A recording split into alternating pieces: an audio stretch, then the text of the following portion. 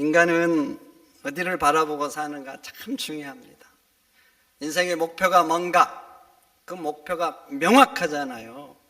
그러면 삶의 방식이 달라져요. 뭐가 달라진다고요? 삶의 방식. 제가 고등학교 때 친구 중에 외교관이 되겠다고 한 친구가 있었어요. 그렇게 목표가 분명하잖아요. 분명해. 그렇게 목표가 분명하면 공부하는 강도가 다릅니다. 시간 쓰는 것이 달라요. 아끼면서 사용합니다. 아끼면서. 공부하는데 시간을 더 투자하려고 그래요. 그리고 헤어졌습니다. 헤어진 다음에 아마 그 친구는 그냥 안 있었을 것 같아요. 젊음과 열정을 거기에다 다 쏟았을 것 같아요. 여러분, 목표가 있으면 그렇다니까요. 내 모든 것을 바쳐서 거기다 투자하는 거예요. 그리고 그 친구와는 고등학교 헤어졌습니다. 그리고 몇 년 전에 우연히 어느 나라 특집방송을 KBS인가 어디서 하더라고요. 그래, 그 나라, 우리나라에서 파견했던 대사가 그 나라에서 인터뷰를 하는데 세상에 얼굴이 어디서 많이 벌거너려요. 나이가 들었는데 이름이 떴어요. 세상에. 그때 그 친구인 거예요. 와. 남다른 열정으로 자기의 꿈을 이루기 위해서 투자한 거예요.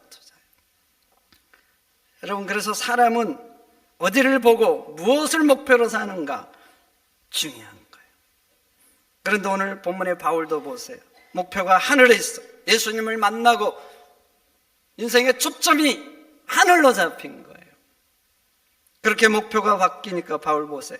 자신의 전부를 하늘을 위해서 투자합니다. 자기의 열정과 능력 가진 모든 것을 다 투자합니다. 투자하면서 전혀 아까워하지 않아요. 전혀. 심지어는 생명까지도 아까워하지 않습니다.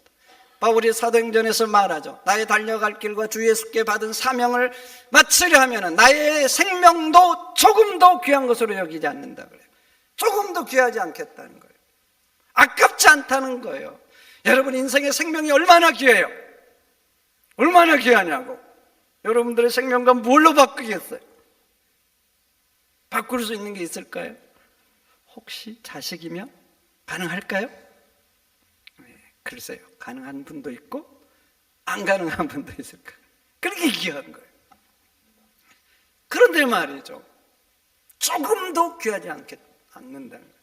100개의 생명이 있으면 거기다 다 투자할 수 있다는 거 아닙니까?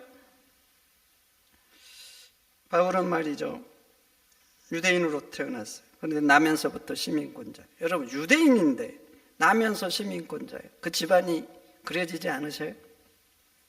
이방인인데 나면서 시민권자가 될 수 있습니까?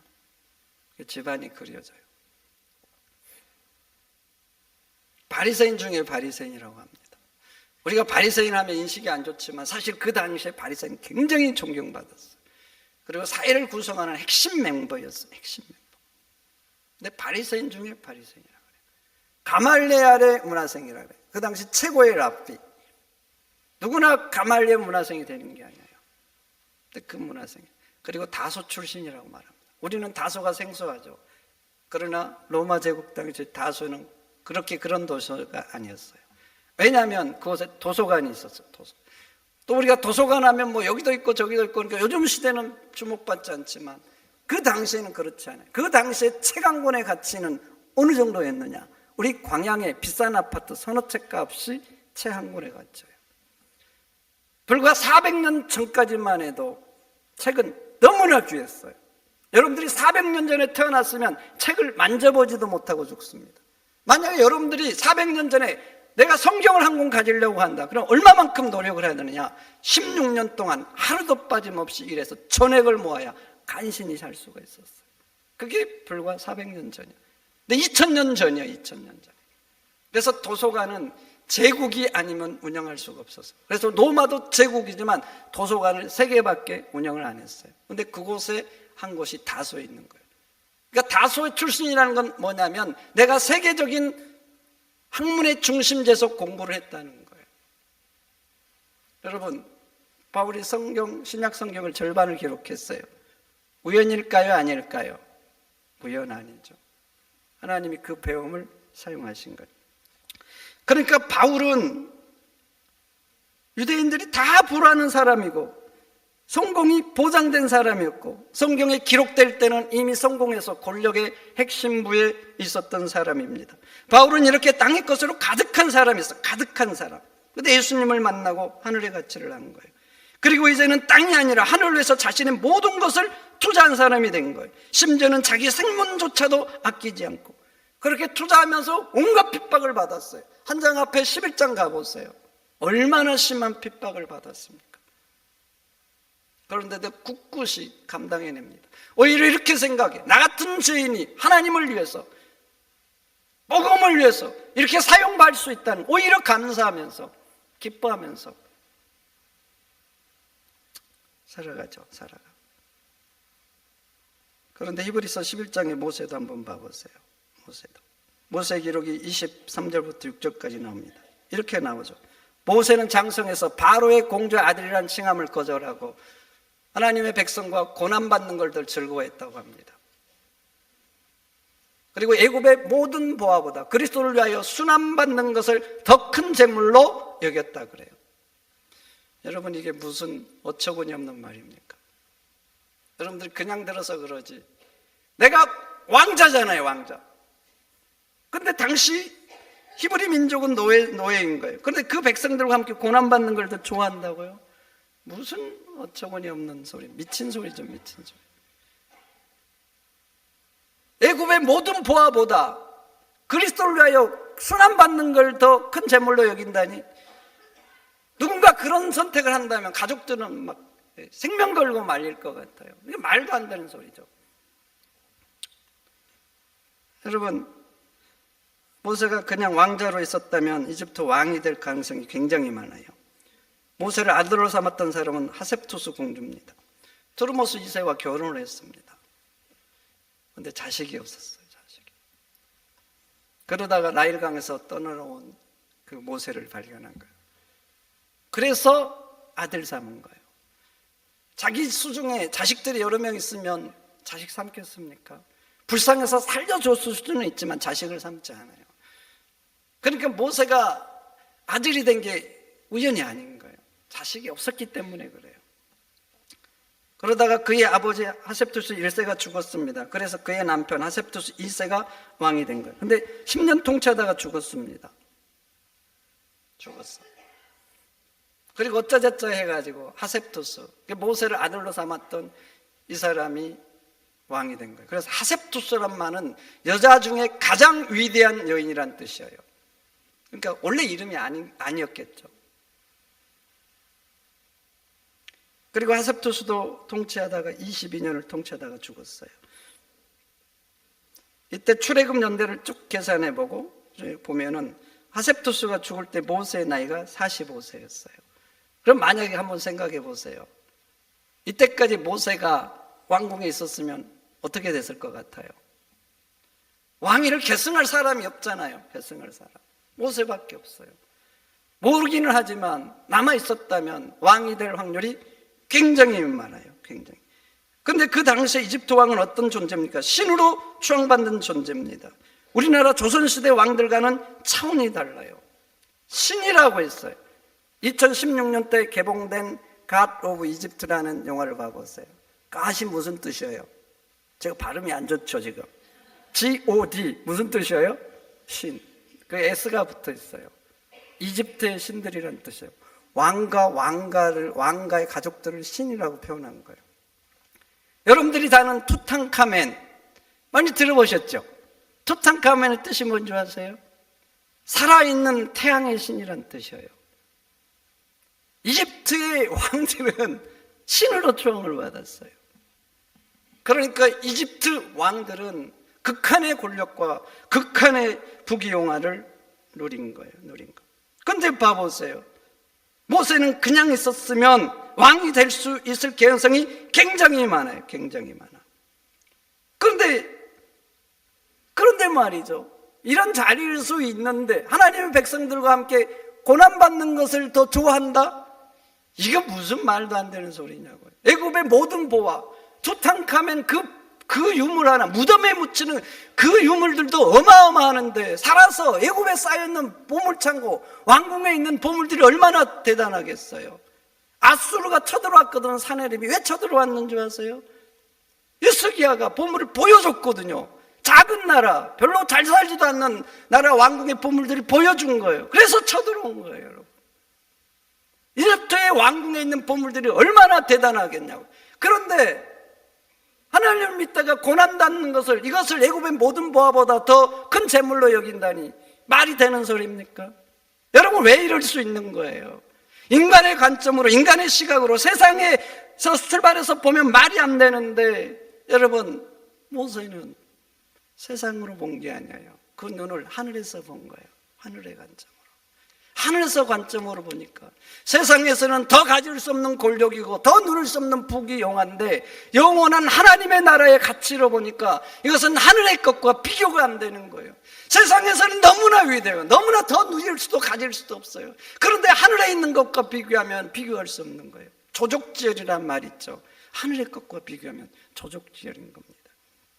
바울도 예수님을 만나고 고백하죠. 내 주를 아는 지식이 너무 고상해서 내가 전에 알던 것들은 배설물과 같다고. 여러분, 바울이 가졌던 게 뭐예요? 뭐냐고. 세상 사람들이 하나라도 갖기 원하는 거 아닙니까? 하나라도 가지려고 자기 인생을 걸고 정말 달려드는 거 아니에요? 그렇게 가치 있는 거 아닙니까? 세상의 기준으로.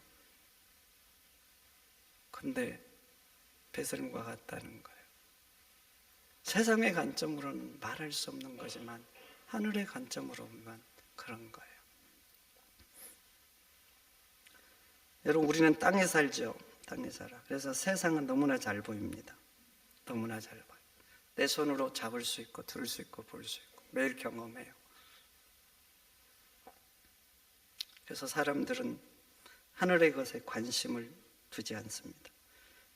하늘의 것이 잘 보이지 않고 세상 것이 크게 보이고, 그래서 많은 사람들은 예수를 믿으면서 하늘의 가치를 알지 못하고, 아니 알기는 하죠, 들어서.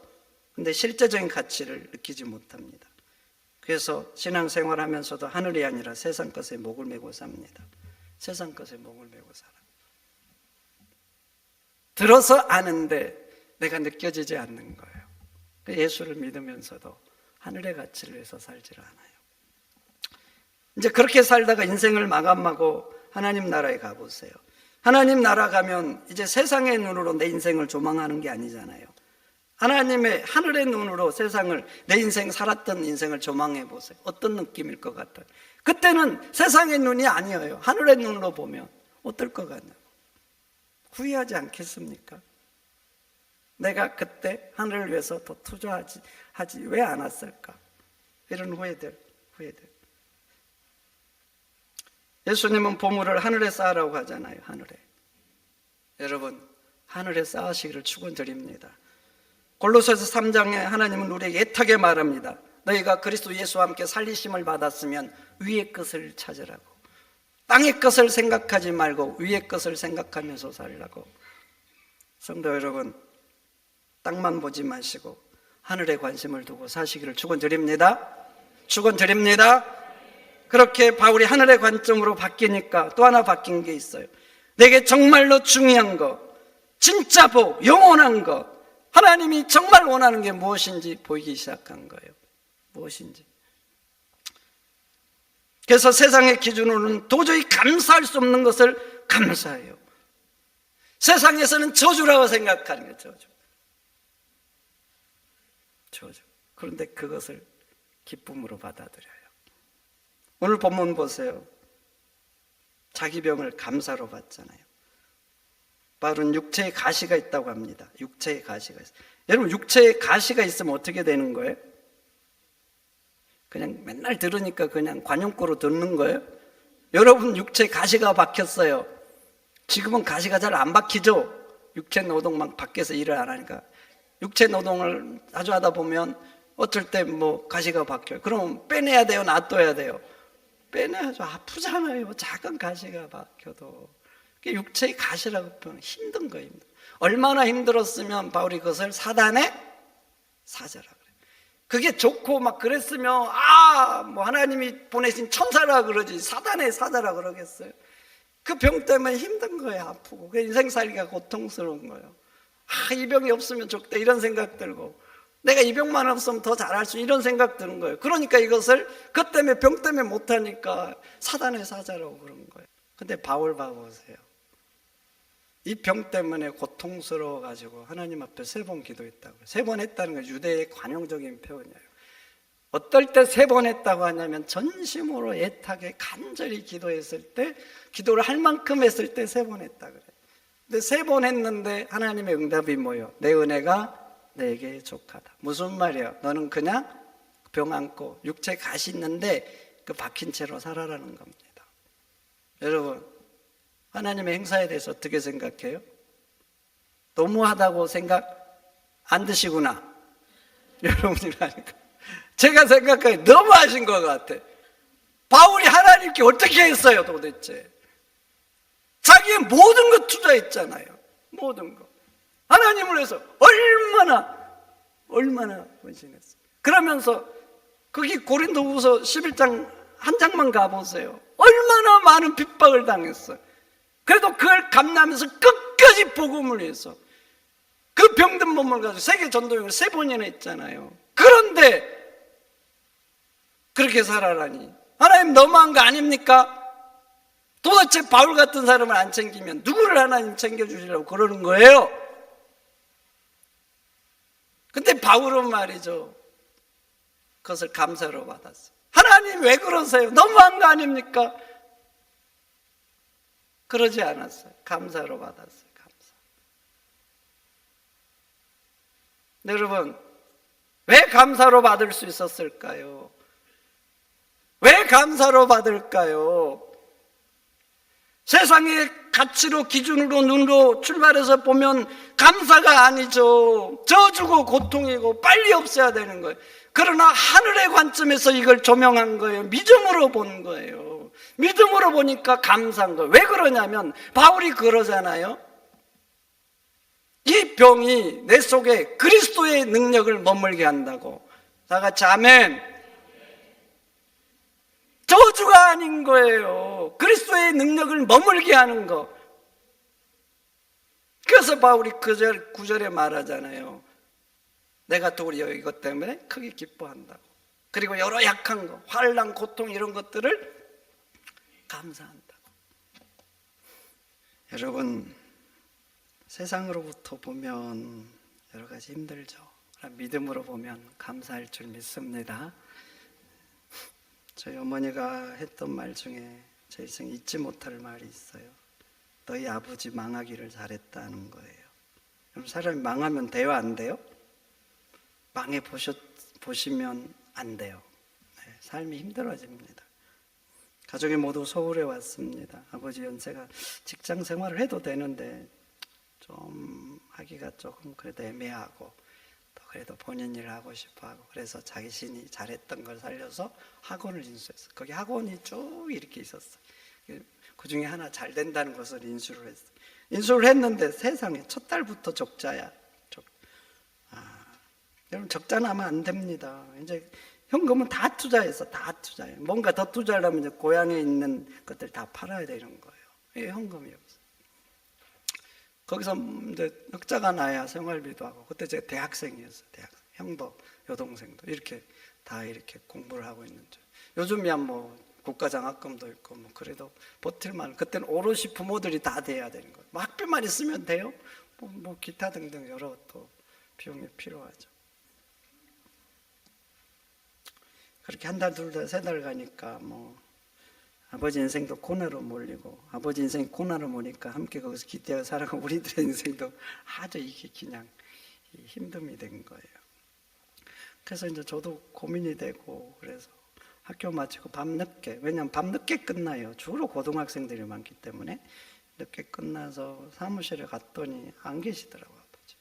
그래서 그 학원 문 들리고 강의실을 열어봤더니 어느 한 곳에 아버지가 바닥에 엎드려서 기도를 하고 계시더라고요. 막 예절하게 되죠. 저는 그때 그런 모습을 처음 봤어요. 아버지가 그렇게 조용히 문 닫고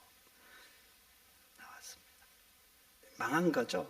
그리고 이제 정리를 하고 그 후에 이제 어머니 과일을 그렇게 떼다가 길거리에서 파죠. 뭐 노점 이렇게 뭐 있는 게 아니에요. 그냥 길거리에서 판 거예요. 오고 가는 사람. 그러니까 그동안 뭐 나름대로 명예도 있고 쌓아놓은 것도 있고 아는 사람도 있고 그러니까 좀 그런 자존심도 있는데 그런 것 안 따지더라고. 인생이 이제 딱 몰리니까. 그리고 자식들. 제 기준으로 학교에서 이제 근로장학생 해야죠. 계속 학교에서 알바하는 게 있거든요. 근로라고 하고. 쉬는 날 있잖아요. 공휴일 이렇게 되면 뭐 빨간 날 그러면 그냥 말 노가다 가고 방학 때는 방학 내내 타지에 가서 놀아요. 외지에서 방학 내내. 그래서 그렇지 않아도 새카만데 여름에 밖에서 그냥 한 2달 일하면 어떻게 되겠어요? 별로 생기다만 이게 뭐 새카매져가지고 학교를 가고. 근데 이제 문제는 함께 같이 잘 수 있는 집이 없어. 단칸방. 세간살이 넣는데 딱 부모님 2분이 넣으면 나죠. 3명이 놀려면 옆으로 칼잠을 자야 돼. 근데 다행히 작은 북 들어갈 때 입고 있는데 거기 다락이 있어. 여동생 거기서 자고. 저는 잠자리가 없잖아요. 어느 날 막 비가 오더라고. 진짜 서럽더라고. 서울에 이 많은 집 중에 내가 잘 곳이 없구나. 이제 이런 생각이 진짜 안 드는데 그날은 이상하게 좀 비가 오면 좀 사람이 그런 마음이 더 드나 봐요. 그래가지고 제가 독서실 총무를 했습니다.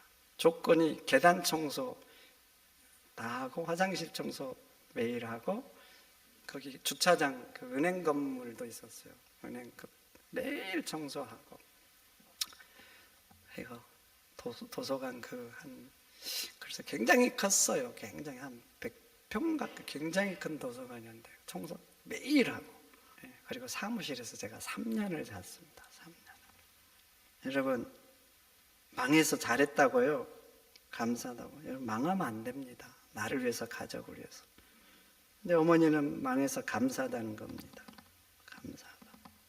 도대체 왜? 인간의 눈으로 보면 아니죠. 인간의 눈으로 믿음으로 본 거예요. 영원한 하늘의 관점에서 본 거예요. 망해서. 그래가지고 아버지가 새벽 기도를 나가셨어요. 그때부터 시작해서 90세 넘어서 거동이 불편할 때까지 나가고 그때 담배를 끊으셨어요. 시골 교회에서 안수집사 받았습니다. 담배 못 끊으시더라고요. 몇 번 시도했는데 제가 보면 쉬울 것 같아. 쉬운 게 아닌 것 같아요. 담배 끊으셨습니다. 그 모습을 보면서 어머니가 말한 거예요. 망하지 않았으면 저렇게 안 됐을 텐데 망해서 저렇게 변했다고. 여러분 신앙생활은 보는 방식을 바꾸는 거예요. 초점을 바꾸는 거예요. 세상에서 하늘로. 세상으로부터 보는 것은 하늘로부터 보는 거예요. 흔히 한 말로 믿음으로 보는 거예요. 믿음으로. 그러면 가치가 달라져요. 그러면 바울처럼 육체의 가시도 이것이 내 속에서 그리스도의 능력이 머물게 하는 것이구나. 그래서 그것을 이제는 사단의 사자라고 안 그러고 그리스도의 능력을 머물게 하는 도구라고 할 수 있는 겁니다. 여러분 신앙이 좋다는 것은 저는 그렇게 오늘 본문을 통해서 말하고 싶어요. 믿음의 눈이 더 좋아지는 거라고. 세상의 눈은 닫혀가고. 그러니 신앙이 연륜이 깊어갈수록 믿음으로 하늘의 관점에서 볼 수 있는 여러분들이 되시기를 축원드립니다. 그래서 세상에서 도저히 감사할 수 없는 것도 바울처럼 감사하면서 이게 나에게 정말 하나님의 복이구나. 오히려 하나님 앞에 감사하면서 사는 여러분들이 되시기를 축원드립니다. 하나님 감사합니다. 오늘 주신 말씀 마음에 잘 새기고 우리가 무엇을 보고 살아야 되는지